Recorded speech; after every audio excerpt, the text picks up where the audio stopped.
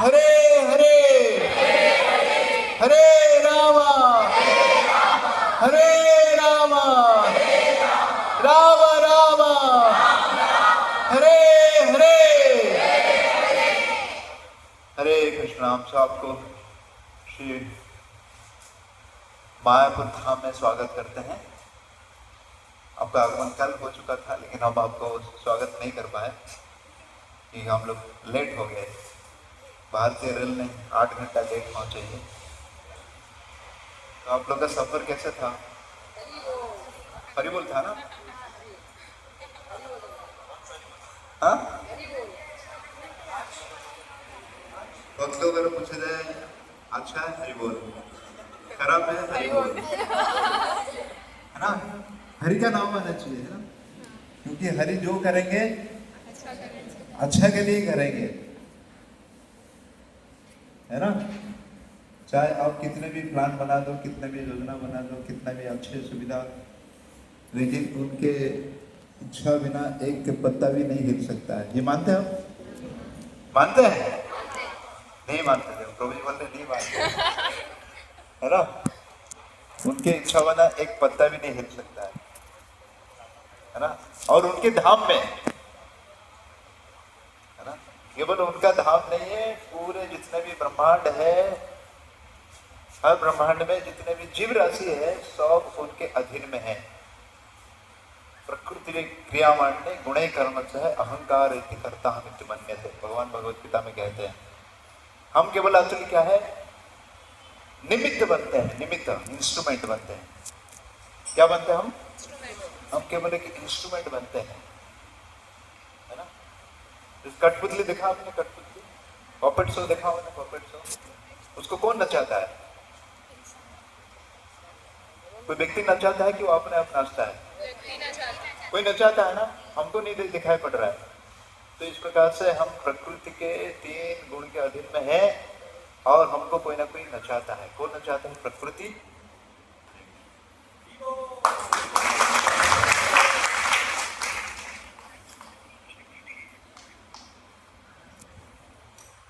तो इसलिए अगर कुछ अच्छा हो गया कहता है तो धन्यवाद देना चाहिए, हरिबोल बोलना चाहिए। अगर कुछ बिगड़ भी जाता है तो क्या करना चाहिए? हाँ, हरिबोल बोलना चाहिए। लेकिन हम हमेशा प्रयास करेंगे अच्छा होने के लिए, बाकी भगवान के हाथ में है, ठीक है नहीं? तो ये बहुत ही पवित्र धाम है। कितने लोग पहली बार आए?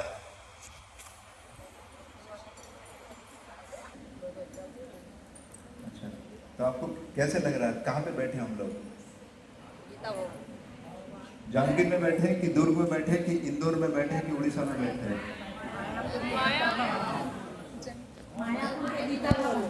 मायापुर गीता भवन में बैठे। अच्छा, है ना? लेकिन जमीन में बचे कुछ बोले कि जमीन में कैसे बैठा रहे हो?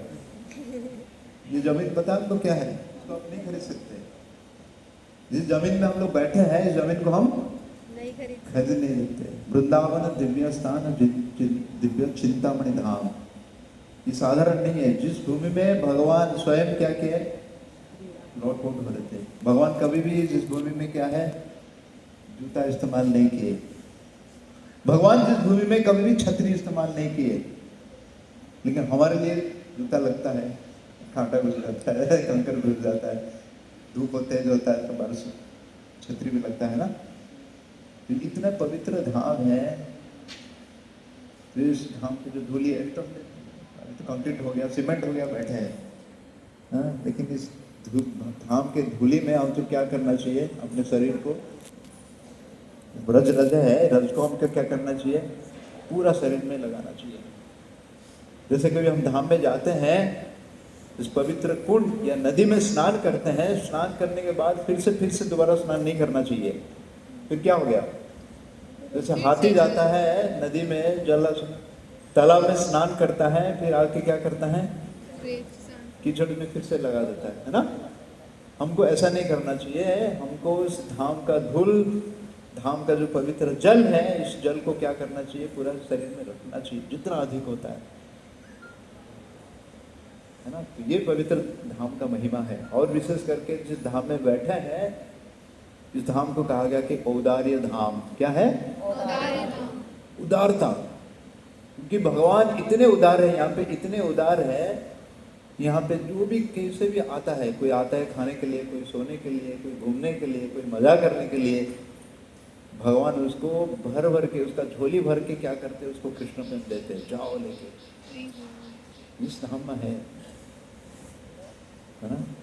लेकिन हम इसको पहचान नहीं पाते हैं, जिसमें कहा जाता है कि कोई अगर आपको अगर हीरा खरीदना है, किसी पान की दुकान में अगर जाएंगे, आपको हीरा देगा, वो पेपर वेट दे देगा। पेपर वेट पता है ना आपको दिखाई पड़ेगा एक्चुअली हीरा जैसे चमक रहा है, लेकिन वो हीरा नहीं है। हीरा खरीदने के लिए आपको क्या चाहिए, आपको पता होना चाहिए कि एक्चुअली कि हीरा का गुण क्या होता है ना।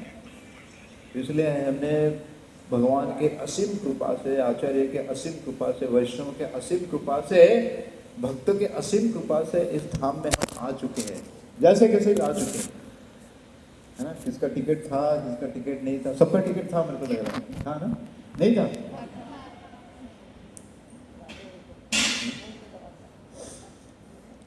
ये जो नवद्वीप धाम हम धाम में प्रवेश कर चुके हैं, ये धाम अभिन्न है।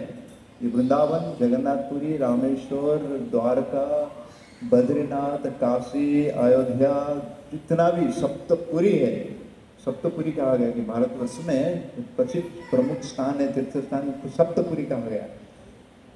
वो सारे तीर्थ स्थान इस भूमि में है। गौरमंडल भूमि जजाने चिंतामणि, ये गौरमंडल भूमि है, यह गौरांग महाप्रभु का क्या है, भूमि है। ये वृंदावन से अभिन्न है। तो इसलिए पुराण में कथा आता है कि इस समय यहाँ पे एक ब्राह्मण रहते थे जिनका नाम था दिवादास। क्या नाम था, दिवादास।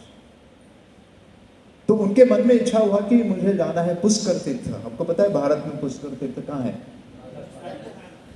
अजमेर में है ना, अजमेर पुष्कर तीर्थ है। आप लोग गए होंगे, मारवाड़ी लोग तो गए होंगे ना, पुष्कर तीर्थ गए होंगे ना, नहीं गए ना, हाँ। तो उनके मन में विचार हुआ कि मुझे जाना है कहाँ पे, पुष्कर तीर्थ दर्शन करने के लिए जाना है। लेकिन वृद्ध हो गए थे, इतने लंबे यात्रा कैसे करेंगे। तो बार बार वो चिंतन कर रहे थे। तो सोए रात को, तो जो है पुष्कर जो तीर्थ है उनके सामने, क्योंकि जितना भी तीर्थ है, नदी है, धाम है, वो एक व्यक्ति विशेष है। क्या है, कहते हैं ना, गंगा माई की जाए, यमुना माई की जाए, नर्मदा मैया की जय, वो व्यक्ति विशेष है। तो सपने में आए, उनको दर्शन दिए, बोले कि आप क्यों चिंता कर रहे हो, मैं यहाँ नित्य रूप में ही विराजमान करता हूँ। वो क्या बोले, इस धाम में मैं नित्य रूप से विराजमान करता हूँ। तो बोले कि फिर जो पुष्कर तीर्थ है, वो बोले मेरा ब्रांच है। क्या बोले वो मेरा ब्रांच है, लेकिन हेड ऑफिस क्या है, यहीं पे है हेड ऑफिस, और वो जो ब्रांच है, लेकिन हमको पता नहीं, हम हेड ऑफिस में है लेकिन हमको पता नहीं, है ना। कुछ लोग चिंता कर रहे हैं कि कैसे वृंदावन में है, वृंदावन तो उधर है, उत्तर प्रदेश में, मथुरा में, यहाँ तो नवद्वीप बंगाल में है। तो भगवान के जो धाम है, वो धाम में एक्चुअली किसी भी प्रकार का, एक्चुअली क्योंकि एक प्रकार का अपराध माना जाता है। अगर आप ये सोचेंगे ये वृंदावन से अलग है, जगन्नाथपुरी से अलग है, यहाँ पे सारे जितने भी धाम है, उनके जो मूल रूप है उस धाम में विराजमान है, और बाकी सब क्या है, एक्सटेंशन है। तो विशेष करके हम देखते हैं कि कलियुग में जो भगवान के विशेष करके धाम का प्रकट करते हैं, जिसको कहते हैं कि नवद्वीप धाम। नवद्वीप धाम मतलब क्या है, इसको कहा गया कि नया नया है, और नव मतलब क्या है, नो। वहां 9 द्वीप जो 9 है उनका समन्वय है एक साथ। तो वहां पे किसी समय में 16 नदी का आगमन होता था, 16 नदी इधर उधर से मिलते थे, इसलिए नवद्वीप धाम कहा गया। लेकिन आज प्रत्यक्ष रूप से आपको केवल जो है गंगा, यमुना, सरस्वती साथ में है, गंगा, यमुना, सरस्वती। जाएंगे मान जहाँ पे आपको प्रयाग है, प्रयागराज के बाद ये तीनों आते हैं यहाँ पे, और आगे के गंगा सागर में गंगा मिल जाती है। तो गंगा, यमुना, सरस्वती, और एक सरस्वती का रूप है जिसको कहते हैं कि जालंगी, उसको भी हम पार करेंगे कल। और परसों हम गंगा और यमुना को पार करेंगे, नाव में जाएंगे। तो चलेंगे नाव में,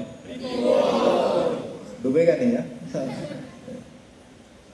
क्योंकि भगवान कन्हैया है हमारा नाव को पार कराने वाले, है कि नहीं। जिस प्रकार रामायण में वर्णन आता है कि केवट भगवान के बहुत बड़े मित्र थे। कौन थे? केवट।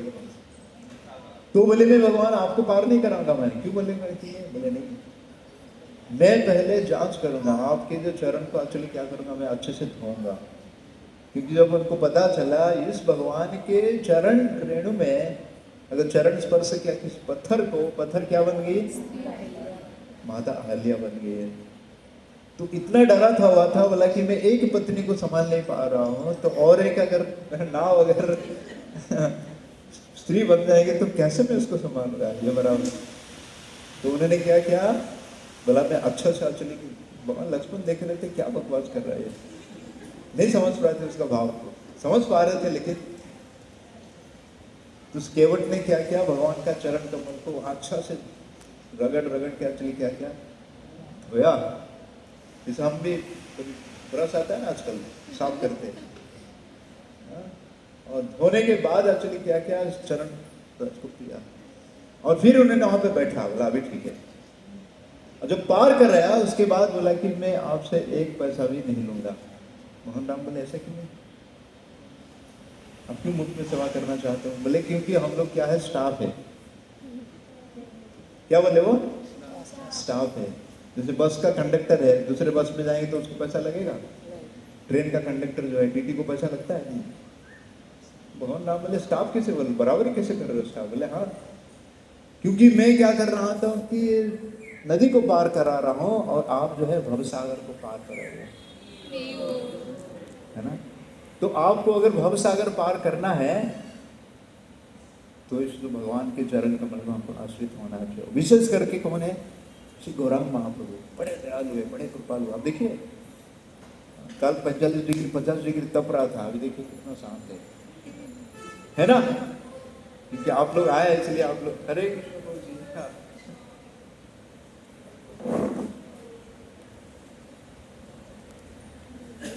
हमारे राधा गोविंद कृपा जी आए हुए पूना मंदिर से, महाराज के बड़े प्रिय शिष्य है। हरे कृष्ण।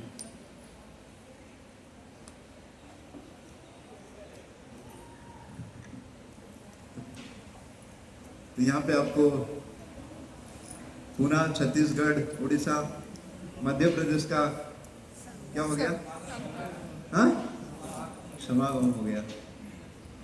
क्योंकि रूप गोस्वामी पाद लिखते हैं कि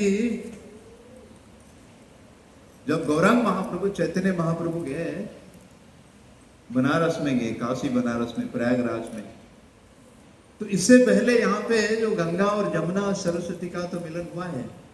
और कई बार क्या आता है, नदी में बाढ़ आता है, लेकिन जो प्रेम का बन्या, प्रेम का बाढ़ इससे पहले कभी नहीं आया था। कौन सा बाढ़ है? प्रेम का बाढ़। हमने पानी का बाढ़ देखा ना, हवा का बाढ़ भी देखा है, पानी का बाढ़ देखा है, तूफान आता है, साइक्लोन आने वाला है लेकिन जो प्रेम का बाढ़ है, प्रेम का बन्या है, इस धाम में है ना। और ये हमारे आचार्य लोग 500 साल पहले बता के गए थे कि एक समय आएगा यहाँ पे, और नाम भी बताए गए थे, यहाँ से रशिया से लोग आएंगे, चाइना से आएंगे, जापानीज से आएंगे, जर्मन से आएंगे, और यहाँ पे क्या करेंगे, जय श्री सचिनंदन गौर हरि, जय श्री सचिनंदन गौर हरि, ये गाएंगे। ये हो रहा है कि नहीं हो रहा है ना? ये सत्य है। क्योंकि धर्मम तो साक्षात भगवत प्रणीतम, भगवान का जो वाणी है वो क्या है, वही धर्म है। लेकिन हम नहीं समझ पाते, हम बोलते कि ये मेरा धर्म है, ये मेरा धर्म है, ये मेरा धर्म है, अलग अलग धर्म में और लड़ते झगड़ते हैं। लेकिन धर्मम तो साक्षात भगवत प्रणीतम, भगवान का जो वाणी है वो क्या है, धर्म है ना। हमारा धर्म क्या है? भगवान से प्रेम करना, भगवान का सेवा करना। तो ये नवद्वीप धाम, उसको स्वयं जो है श्रीमती राधा रानी अपने हाथों से बनाई थी, इसलिए उसका नाम क्या पड़ा, नया, न्यू। और नव मतलब एक्चुअली क्या, यहाँ 9 जो है 16 नदी का समागम होता था और 9 टापू था, द्वीप था, इसलिए इसका क्या पड़ा, नवद्वीप धाम। और बाकी जो धाम है देखते हैं कि वृंदावन धाम में क्या है कि यो माधुर्य रस से भरा हुआ है, श्रृंगार रस से भरा हुआ है। द्वारका जो भगवान का है वो ऐश्वर्य रस से भरा हुआ है, क्योंकि वहां द्वारकाधीश है, भगवान द्वारकाधीश है। लेकिन इस धाम में जब आते हैं, इस धाम के महिमा में बड़े कहते हैं कि ये औदार्य धाम है, उदारता। भगवान यहाँ पे इतना उदार है, पापी तापी दत्त छिल्ला हरि नाम उद्धारिला तार साखी जगाई मधाई। हम सुनेंगे एक्चुअली किस प्रकार से जगाई मधाई करके ब्राह्मण परिवार में जन्म हुए थे, लेकिन इतने पाप किए थे, इतने पाप किए थे। जब उनको पता चला, महाराज यमराज के जो मंत्री हुआ करते थे, क्या नाम है, चित्रगुप्त, आज भी है, वो गुप्त रूप से क्या करते हैं, चित्र निकालते हैं। हम क्या कर रहे हैं, सो रहे हैं कि खा रहे हैं कि घूम रहे हैं, कुछ प्रोजेक्ट कर रहे हैं, वो सारे चित्र उठाते रहते हैं। जब उनको पता चला कि जगाई और मधाई का उद्धार हो गया, वो हैरान हो गए, जैसे सुने वो बेहोश हो गए। उनके पास इतने लंबा लिस्ट था, हर दिन का लिस्ट रहा था, ये किए, इसको मारे, इसको पीटे, इसको अत्याचार किए। बोले कैसे उद्धार हुआ? बोले उद्धार हो गया। कैसे? हरे कृष्णा कृष्णा कृष्णा हरे हरे, हरे राम राम राम हरे हरे। तो बोले नित्यानंद प्रभु उनको उद्धार कर दिए। कौन है नित्यानंद प्रभु? ब्रजेंद्र नंदन सची सुत हैला सई, बलराम हैला निताई। ब्रजेंद्र का नंदन जो है, नंदन है, वो कलियुग में प्रकट हुए सची सुत, सच्ची माता के गर्भ से जो प्रकट हुए, उनका नाम हुआ श्री गौरांग महाप्रभु, ब्रजेंद्र। और जो बलराम है अनंत शेष, वो कैसे प्रकट हुए? बलराम हैला निताई, वो नित्यानंद प्रभु। कितना सुंदर नाम है, देखिए ना, है ना। बलराम थोड़ा अटक जाते कभी कभी, गौरांग कभी कभी अटक जाते हैं, चैतन्य कभी कभी अटक जाते हैं, लेकिन निमाय निताय लिखने में भगवान का, है ना। ये 2 नाम को अगर आपने रट लिए जीवन भर, अंत काले च मावे स्मरण भक्ति कलेवरम, अगर अंतिम समय में ये 2 नाम, अगर एक नाम भी अगर आ गया, आधा नाम भी आ गया, केवल नी ना, तो हमारा बेड़ा पार हो जाएगा, ये गारंटी है 100%। निमाई और निताई दोनों नौ से शुरू हो रहा है ना। ये भगवान पवित्र नाम का महिमा गान किया जाता है, विशेष करके कलियुग में। तो एक समय प्रभुपाद जी चाहते थे कि पूरे संसार भर के, विश्व भर के लोग जो है कम से कम एक बार इस मायापुर धाम में आना चाहिए, भले एक दिन के लिए क्यों नहीं, आधा दिन के लिए क्यों नहीं आए। लेकिन कभी कभी आ नहीं पाते थे विदेश के लोग, बड़ा खर्चा होता था। तो एक भक्त ने प्रभुपाद जी को खत लिखा कि प्रभुपाद जी इस साल हम नहीं आ पा रहे, लेकिन इसलिए हम एक अच्छा सुझाव है, वो सुझाव में लिखे थे कि हम नहीं आ पाएंगे और जो हमारा खर्चा बच जाएगा, आने जाने का रहने का खर्चा, और इस खर्चे से हम क्या करेंगे, प्रचार करेंगे, इसको प्रचार कार्य में लगाएंगे। तो प्रभुपाद जी उनको उत्तर में लिखे, बहुत अच्छा है आपके सुझाव, मैं भी आपको सुझाव दे रहा हूँ। आप दिन में 3 बार भोजन करते हैं, अगर आप कटौती करके अगर 1 बार भोजन करेंगे तो और बचाव हो जाएगा, है ना। मतलब जिस प्रकार से आपको भोजन अनिवार्य है, बराबर ना, कम से कम तो 2 बार है ना, लेकिन यहाँ मिलेगा, चिंता मत करिए, महाप्रभु किसी को भूखा नहीं रखेंगे, है ना। जिसको जो चाहिए यहाँ देंगे आपको, पिज्जा, पास्ता, बर्गर, मैकरोनी, जो हमने कभी टेस्ट नहीं किया होगा यहाँ आपको मिल जाएगा, है ना। क्योंकि यहाँ पे सारे जो अलग अलग देश विदेश का डिश यहाँ पे मिलता है ना, टेस्ट के लिए, क्योंकि variety is the mother of enjoyment. Variety चाहिए ना, रोज दाल राइस खा के घंटा ला गया, थोड़ा चेंज चाहिए, सब कुछ वहां पे मिलेगा। महाप्रभु इतने दयालु है, महाप्रभु इतने कृपालु है। तो नवद्वीप धाम जो है ये श्रीमती राधा रानी ने इसको बनाया। कल हमने कथा की, शायद आप लोग के लिए बहुत है ना, उड़ीसा वासी के लिए बहुत है, तो आपके लिए इसको रिपीट हो जाएगा। तो नवद्वीप धाम श्रीमती राधा रानी ने उनको अपने हाथों से बनाई है, इसलिए उसका नाम क्या पड़ा, नवद्वीप धाम का। और जिस नवद्वीप धाम में बैठा है, ये नवद्वीप धाम का आकार कहा जाता है कि ये कमल जैसा है। कमल के बीच में जो है हम आज बैठे यहाँ पे नवद्वीप धाम, और इसी नवद्वीप धाम जो है इसके बीच में मायापुर है, और मायापुर के बीच में क्या है, योग पीठ है। क्या है, योग पीठ है, जो श्री चैतन्य महाप्रभु गौरांग महाप्रभु निमाई का जन्म स्थान है। और जहां से हमको योग मतलब क्या, भगवान के साथ हमारा कनेक्शन होता है। और योग मतलब क्या, सम्मिलन। वहां पे इकट्ठे आके क्या मतलब, इकट्ठे होते हैं। तो ये योग पीठ है, और बीच में क्या है, मायापुर है, नवद्वीप। तो ये जो नौ द्वीप है, इस नौ द्वीप का क्रम इस प्रकार से है कि ये जो बीच में बैठे इसका नाम है अंतरद्वीप। क्या है,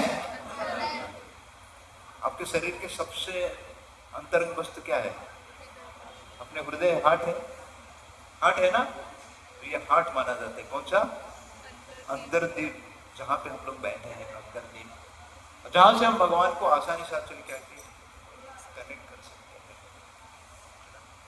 तो अंतरद्वीप में हम बैठे हैं, और अंतरद्वीप से जो है फिर आगे जो जाते हैं वो सीमंत द्वीप है। हम लंच के बाद उस द्वीप को जाएंगे, प्रवेश करेंगे। तो केवल आज हम अंतरद्वीप में रहेंगे, 4 दिन तक हम यहीं पे रुकेंगे, अंतरद्वीप में रुकेंगे, जाएंगे फिर वापस आएंगे, जाएंगे वापस आएंगे। तो इस नाम का अंतरद्वीप क्यों पड़ा, क्योंकि एक समय था ब्रह्म विनोद लीला, जो भागवत में वर्णन आता है 13वां अध्याय में भागवतम का। भगवान ने अघासुर नाम के एक राक्षस को मार दिए। अघा मतलब क्या, जिसका शरीर पूरा पाप से बना हुआ था, अघासुर। और मारने के बाद 1 साल तक भगवान ने क्या किया, अपने आप को विस्तार किए। क्योंकि ब्रह्मा जी को जब पता चला अघासुर का वध हो गया, तो ब्रह्मा जी भी हैरान हो गए, बोले मैं देखना चाहता हूँ। जब ब्रह्मा जी आते थे ब्रह्मलोक में देखने के लिए, तो देखे एक्चुअली कि सब खेल खत्म हो चुका था। लेकिन जो भगवान अपने ग्वाल बाल के साथ यमुना के तट पे पुलिन में बैठ के एक्चुअली क्या कर रहे, दोपहर को क्या करते, भोजन करते ना, भोजन कर रहे थे अपने ग्वाल बाल के साथ। तो ब्रह्मा जी देखे कि भोजन करते करते समय एक्चुअली भगवान क्या कर रहे, ग्वाल बाल का झूठा भी खा रहे। मधुमंगल ने छाछ पिया था, भगवान आया एक्चुअली क्या किया, इस दुकाल को मेरा छाछ क्या किया, भगवान के मुख पे गिरा। ब्रह्मा जी बोले ये कैसे भगवान है, इसने मारा, बोल रहे तो इतना बड़े राक्षस को मारा, तो कैसे ये भगवान नहीं हो सकते। क्योंकि भगवान को क्या करना है, विधि विधान से पूजा करना पड़ता है, ये उनको झूठा मिलता है। तो भगवान को क्या डाउट आ गया। जैसे भगवान का डाउट आ गया, भगवान ने, मैं इसको परीक्षा करूंगा कि ये जो बालक है जिसको कृष्ण मानते हैं, ये क्या सही में कृष्ण है क्या। तो उन्होंने क्या किया, बछड़ा को चुरा दिए, छुपा दिए। लेकिन फिर जितने भी भगवान के ग्वाल बाल थे, सखा थे, उनको भी छुपा दिए।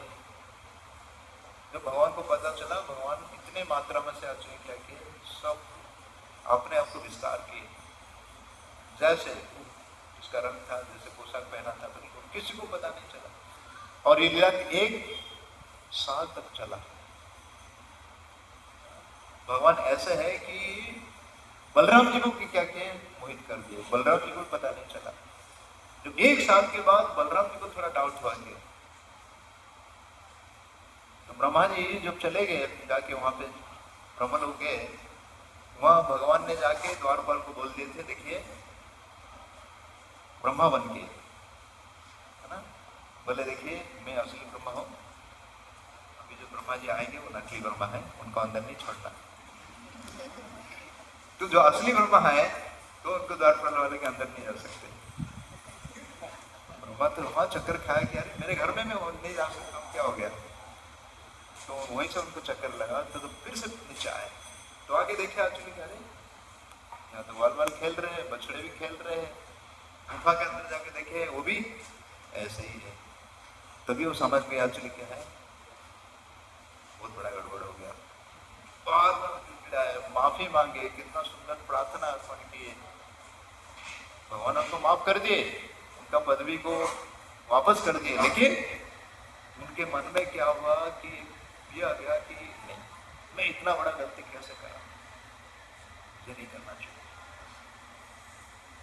तो जब इनको पता चला कि भगवान कलियुग में वही भगवान कृष्ण यहाँ कलियुग में गौरांग महाप्रभु बन के आएंगे और सबको उद्धार करेंगे, बड़े दयालु है, बड़े कृपालु है, तो इसलिए मैं चाहता हूँ कि उनके कृपा प्राप्त करने के लिए तो ब्रह्मा जी आके इसी स्थान पे, इस अंतरदीप में, मायापुर में, उस समय गांव हुआ करता था जिसका नाम है ओटोपुर, वहां बैठ के एक्चुअली क्या किए, गौरांगा गौरांगा गौरांगा गौरांगा गौरांगा गौरांगा गौरांगा गौरांगा गौरांगा गौरांगा नाम को चिल्लाया, दिन रात एक्चुअली क्या कर रहे थे, उस नाम को कर रहे थे।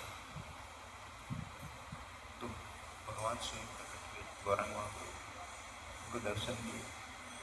तो ब्रह्मा जी दर्शन करते करते बड़े बाबीबोल हो गए, बार बार उनको माफी मांग रहे। गौरांग महाप्रभु बोले बिल्कुल नहीं, मैं चाहता था, मैं मेरे इच्छा से सब कुछ होता है।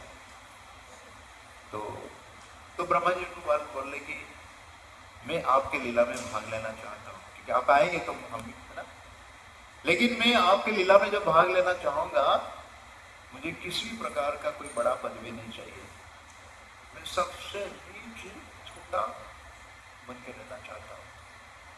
वो भी भगवान उनको मंजूर किए, गौरांग महाप्रभु, और गौरांग महाप्रभु उनको बोले कि ठीक है, आप जैसे चाहेंगे ऐसे हो रहा है, तो आपका जन्म होगा एक म्लेच्छ जवन परिवार में होगा, मुसलमान परिवार में होगा, और आपका नाम क्या पड़ेगा, हरिदास, मेरे नाम से आप जाना जाओगे।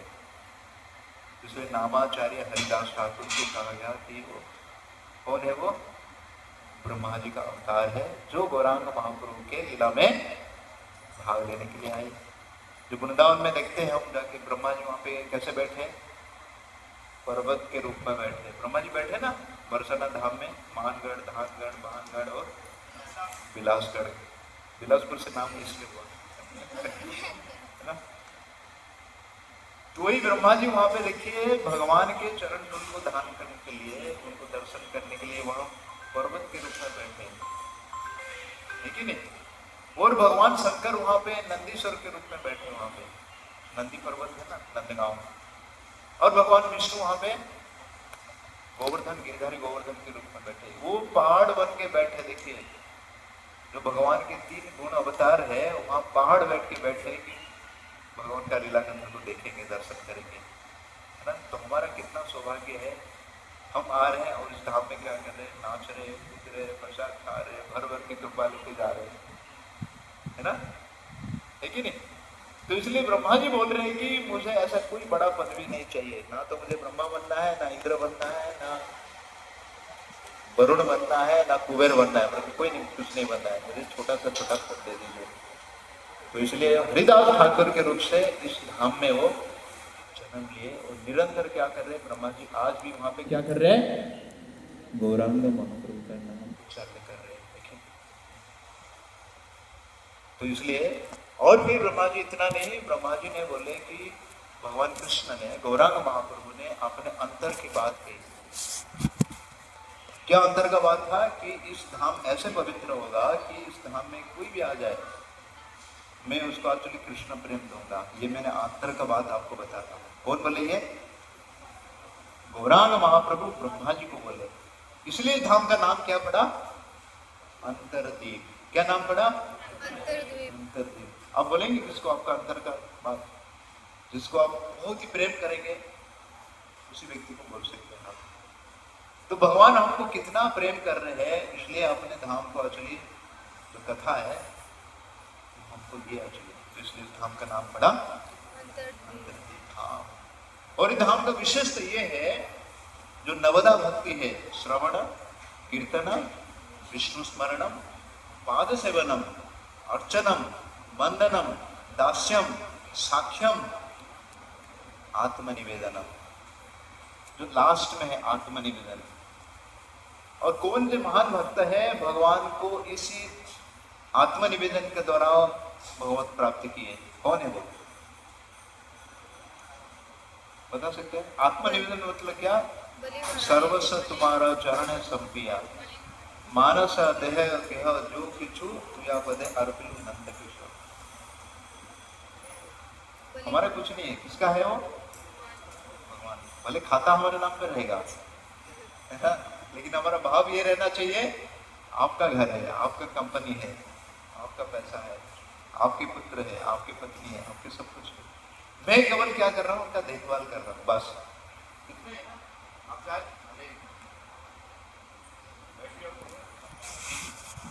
तो आत्मनिवेदन मतलब क्या? सब कुछ आपका है ना। मानस देह गेह जो किछु मैं स्वयं, मेरा देह से जो संबंधित है जो है, और जो भी वस्तु है सब कुछ आपका है। तो कौन भक्त थे वो? बलि महाराज। बलि महाराज का नाम आता है। और एक महान राजा हुआ करते थे, उनका नाम भी आता है। क्या नाम है? महाराज अम्बरीश।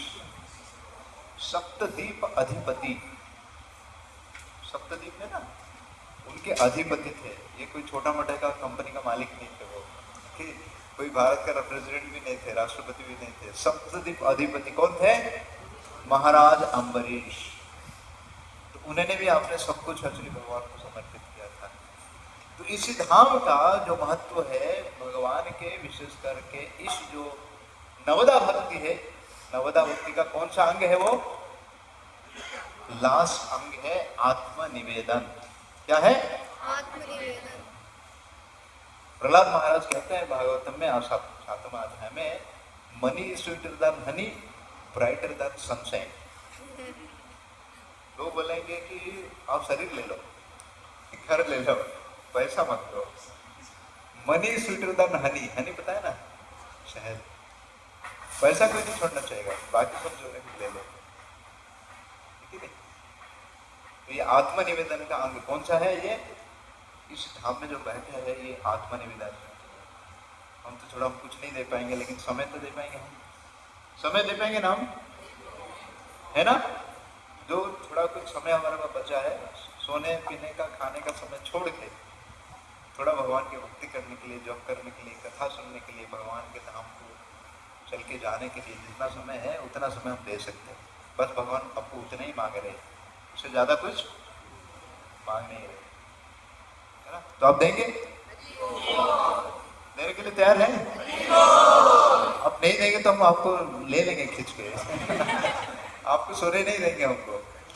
रात को 9 बजे से सुबह 3 बजे तक आपको सोने का टाइम है। कितना घंटा हो रहा है? 6 घंटा, है ना। अब पूरे हमारे जो शास्त्र कहता है कि 6 घंटा से ज्यादा जो कोई सोता है वो लेजी बन जाता है, आलस बन जाता है ना। तो हम आलस बनेंगे? कोई अगर धंधा करना चाहेगा, बिजनेस करना चाहेगा, वो आलसी होने से चलेगा नहीं ना, तो हम आलसी नहीं बनेंगे, ठीक है। तो ये अंतर्दीप धाम, और अंतर्दीप धाम का अंग क्या है? भक्ति का कौन सा अंग है वो? और जितने भी दीप है उसमें हर दीप का एक देवता है, तो भगवान है। इस दीप का कौन है? भगवान कौन? श्री गौरांग महाप्रभु। कौन है? श्री गौरांग महाप्रभु, इस दीप का। तो अभी हम जाएंगे श्री चैतन्य महाप्रभु का जन्म स्थान, जिसका नाम है योगपीठ। फिर योगपीठ के बारे में वर्णन आता है कि श्री गौरांग महाप्रभु, उनके पिताजी का नाम था जगन्नाथ मिश्र, उनका दूसरा एक नाम था पुरंदर मिश्र, और सची माता। तो ये लोग ओरिजिनली जो थे कहाँ पे थे? बांग्लादेश में थे। ये पश्चिम बंगाल है, पूर्व बंगाल है, अभी घुसा। तो यहीं से वो लोग आ गए थे गंगा के तट पे। पहले तो उनके पूर्वज जो थे वो थे उड़ीसा में हुआ करते थे, उड़ीसा से फिर यहाँ आके निवास किए। जगन्नाथ मिश्र, है ना। और फिर जगन्नाथ मिश्र के साथ जो है नीलांबर चक्रवर्ती, जिनका घर हम पाते हैं कौन सी धाम में, वो रुद्रदीप और सीमंतदीप के बीच में है, बहुत सुंदर जगह है। वहां जो है उनके जो कन्या थी जिसका नाम था सची देवी, तो सची देवी के साथ उनका विवाह हुआ। किनका विवाह हुआ? जगन्नाथ मिश्र या पुरंदर मिश्र के साथ उनका विवाह हुआ। ब्राह्मण परिवार के थे। पहले की भगवान को उनके घर में जो भगवान विष्णु का आधे जगह विष्णु का मूर्ति हुआ करता था, शालिग्राम शिला मूर्ति था, तो पूजा अर्चना करते थे। तो 8 कन्या उनका जन्म हुई जगन्नाथ मिश्र से, सच्ची माता से। लेकिन कोई भी कन्या जो है 1 महीना 2 महीना 3 महीना 4 महीने के बाद उनका अंत हो जाता है। तो सच्ची माता और जगन्नाथ मिश्र बड़े चिंतित थे, क्योंकि गृहस्थ आश्रम में लोगों को आपको संतान चाहिए, बच्चे चाहिए ना। पुत्र शून्य घरों से नहीं आएगा, पुत्र नहीं है घर में तो फिर घर सुना सुना लगता है। तो बार बार भगवान को ही प्रार्थना कर रहे थे कि हमको पुत्र चाहिए, पुत्र चाहिए। तो कुछ समय के बाद जो उनके पुत्र प्राप्त हुए, जिसका नाम उन्होंने दिया क्या है? विश्वरूप। क्या दिए? विश्वरूप। अभी देखते हैं कि कृष्ण लीला में जब भगवान का, कृष्ण का जन्म से पहले किसका जन्म होता है? बलराम जी के, उनके बड़े भाई होता है ना, अनंत श्रेष्ठ। तो इस प्रकार से ये बलराम जी का पहले जन्म हुआ, बड़े सुंदर थे। और फिर कुछ समय के बाद जो है सच्ची माता फिर से गर्भवती हुई। लेकिन साधारण तो देखते हैं कि कोई शिशु बालक है माता के गर्भ में, वो 10 महीना से ज्यादा 10 महीना हो गया, 11 हो गया, 12 हो गया, 13 महीना शुरू हो गया, तो जगन्नाथ मिश्र बड़े घबरा गए, चिंतित हुए। फिर उनके जो ससुर जी थे, सच्ची माता का जो पिताजी थे नीलांबर चक्रवर्ती, उस समय के बहुत बड़े ज्योतिष हुआ करते थे। तो उनको जाके पूछे कि समझ में नहीं आ रहा क्या है, कौन है शिशु? तो बोले ये जो विशेष बालक है, ये एक विशेष तिथि को इंतजार कर रहा है, वो समय आने पे एक्चुअली इस विशेष बालक का जन्म होगा। नहीं तो हम देखते हैं कि अगर बालक कोई संतान में एक्चुअली कोई अगर पहले जन्म हो जाते तो अपंग होता है, बाद में तो बिगड़, है ना, नष्ट हो जाता है। लेकिन ये जो एक विशेष बालक का जन्म होने वाला है, ये नहीं बताया कि भगवान बड़े विशेष होंगे और एक विशेष समय का इंतजार कर रहे हैं। तो इसलिए कहा जाता है कि जैसे हम देखते हैं कि संसार में कोई अगर कुछ कार्य करना चाहते हैं, शुभ कार्य, तो इसलिए हम क्या करते हैं? शुभ तिथि को निकालते हैं, मुहूर्त तिथि समय बार निकालते हैं ना। लेकिन जब भगवान आते हैं क्या बन जाता है? सब कुछ शुभ बन जाता है। जब भगवान प्रकट होते हैं, जब भगवान आते हैं, क्योंकि उस सर्व अमंगल हरा, तो उनके लिए कौन सा अमंगल है? जो स्वयं आने वाले हैं उनके लिए कौन सा अमंगल है? इसलिए जो जब भी आते हैं, तो इसलिए भगवान के संबंधित कोई भी हम कार्य करना चाहते हैं, उस कार्य में शुभ अशुभ कुछ दिखा नहीं जाता है। तो इसलिए चैतन्य महाप्रभु अपने शिक्षाश्रम में क्या कहे? नाम नाम कार्य बहुधा निज सर्वशक्तिमान स्मरण ने कहा कि भगवान के नाम को उच्चारण करने के लिए कोई समय, कोई मुहूर्त इसकी जरूरत नहीं। कभी भी खाते पीते सोते, किसी भी अवस्था में, किसी भी समय में हरे कृष्णा कृष्णा कृष्णा हरे हरे, हरे राम राम राम हरे हरे।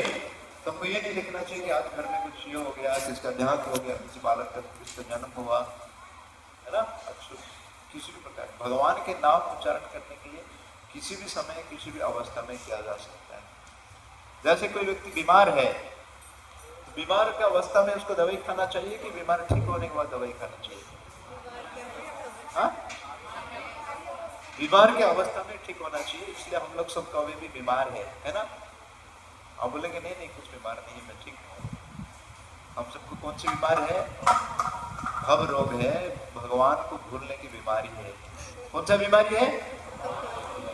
तो भगवान को भूलने की बीमारी है, तो उसको याद कैसे करेंगे? कौन सी बीमारी से ठीक होगा? दवाई से ठीक होगा जब उनको याद करेंगे, जब उनको याद करेंगे। तो इसलिए शास्त्र में कहा जाता है कि अगर संसार में देखते कोई व्यक्तिगत पागल हो जाता है, तो उसको 2 प्रकार से ट्रीटमेंट होता है। कैसे ट्रीटमेंट? एक ट्रीटमेंट क्या है? एक है शॉक ट्रीटमेंट। क्या है? Shock treatment. अगर बहुत ही याद हो तो इलेक्ट्रिक शॉक देते कि नहीं। और दूसरा ट्रीटमेंट क्या है? उसको याद दिलाते हैं, है ना। बोलता है मैं गोपाल हूँ, बोलता है गोपाल हूँ, तुम राम हो, है ना। क्योंकि अपने नाम को भूल जाते हैं, अपने गांव को भूल जाते हैं, अपने माता पिता को भूल जाते हैं, है ना। तो हम सबका बीमारी है भगवान को भूलने का। तो भगवान इसलिए हमको क्या करते हैं? याद दिलाते हैं इसी दो प्रकार से। इसलिए हमको याद दिलाते हैं कि आप शरीर नहीं हो, आप आत्मा हो, आप भगवान का अंश हो, आप भगवान का सेवक हो। जीवन स्वरूप है कृष्ण नित्य दास। बोले ठीक है, वो तो ठीक है, फिर भी हम मानने के लिए तैयार नहीं है। हम बोलते हैं मैं कंपनी का मालिक हूँ, कोई बोलता है कि मैं अपने इसका मालिक हूँ, है ना।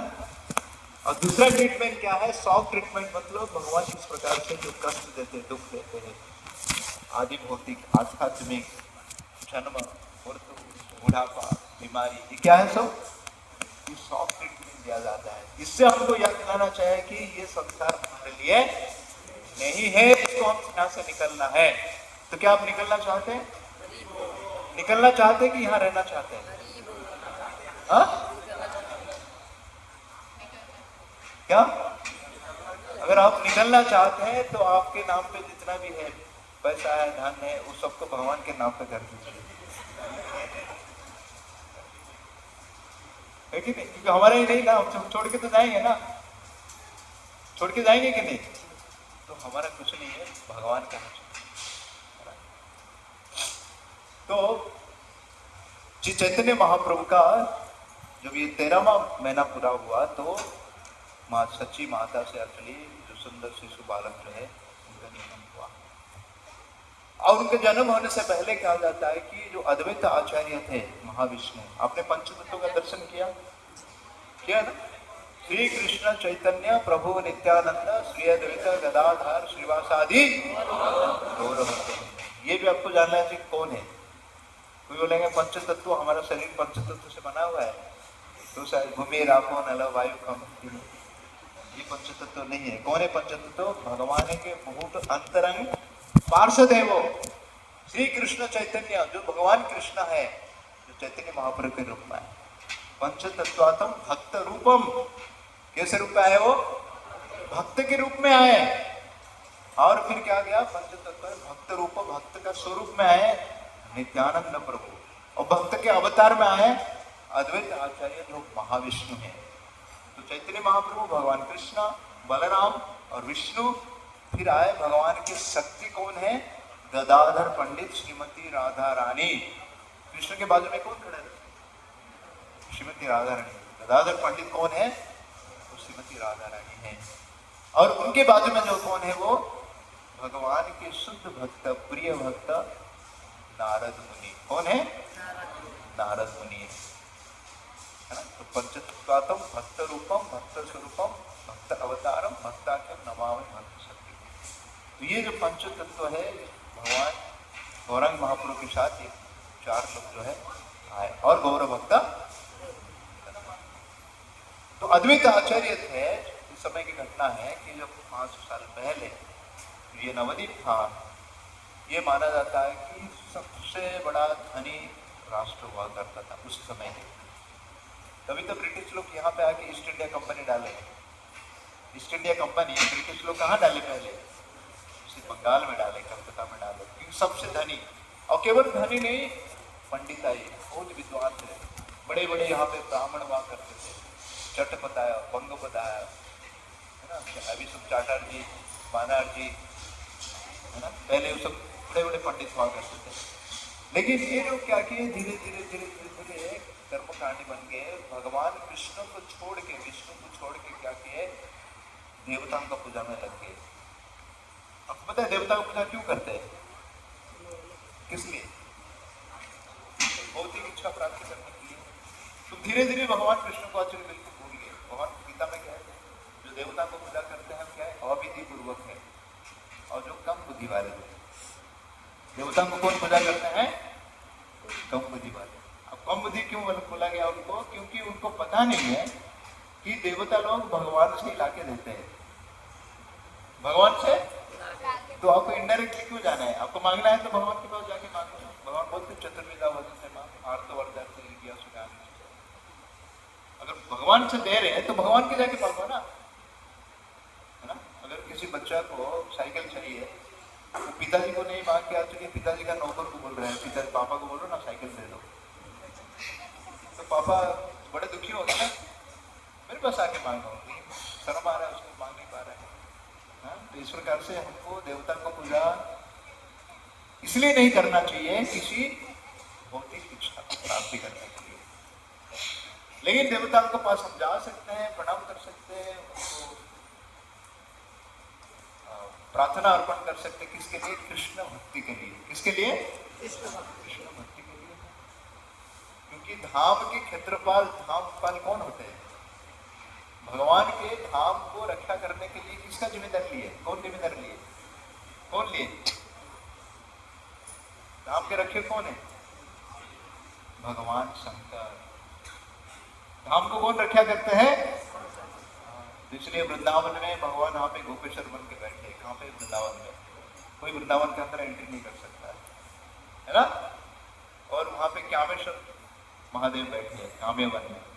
वहाँ नंदगांव में नंदीश्वर करके बैठे हैं। यहाँ गोवर्धन में चक्लेश्वर महादेव, चक्रेश्वर वहाँ बैठे कि नहीं? वहाँ आशीश्वर महादेव, है ना? भूतेश्वर है, मथुरा में बैठे हैं। तो इस प्रकार से कि कभी भी हम धाम जाते हैं, इस धाम का रक्षक कौन है? भगवान शंकर। उनके बिना अनुमति से हम अंदर नहीं जा सकते हैं। उनके बिना अनुमति से हम अंदर अभी चले भी गए तो आपको धाम का दर्शन नहीं होगा। उनसे आपको वीजा और पासपोर्ट साइन करके लेना पड़ेगा, है ना? अगर वो 3 दिन के लिए आदेश दिए तो 3 दिन से ज्यादा नहीं रह सकते। अगर अमेरिका का वीजा आपको 6 महीने के मिला, आप रह सकते 6 महीने से ज्यादा नहीं रह सकते। तो हमको 3 दिन 4 दिन का अनुमति मिला।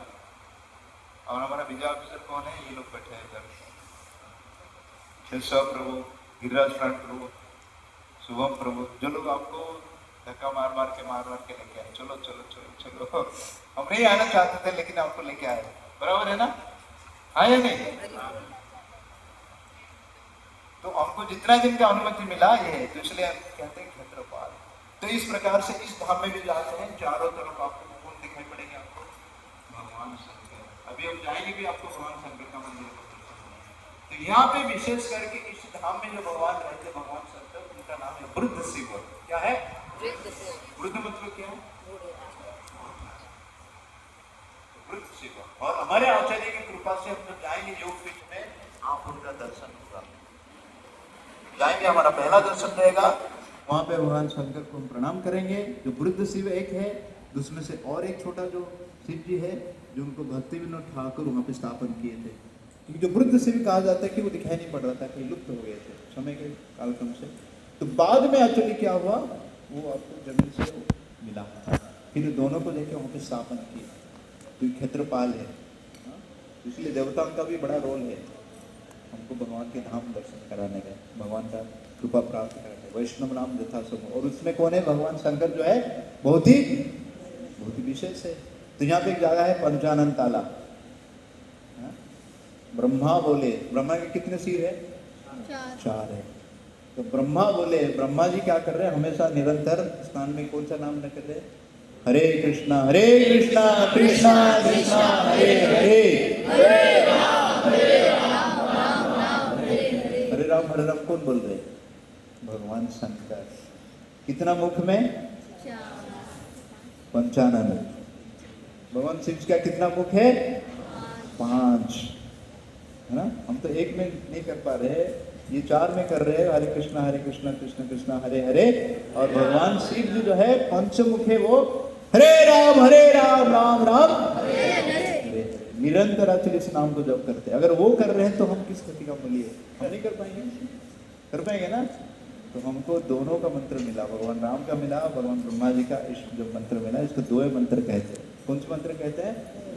2 मंत्र कहते हैं, है ना? जैसे राधा कृष्ण कृष्ण कृष्ण राधे राधे, कुछ संप्रदाय के लोग जब करते हैं, वो भी ऑथराइज है। लेकिन हमारे लिए ऑथराइज क्या है?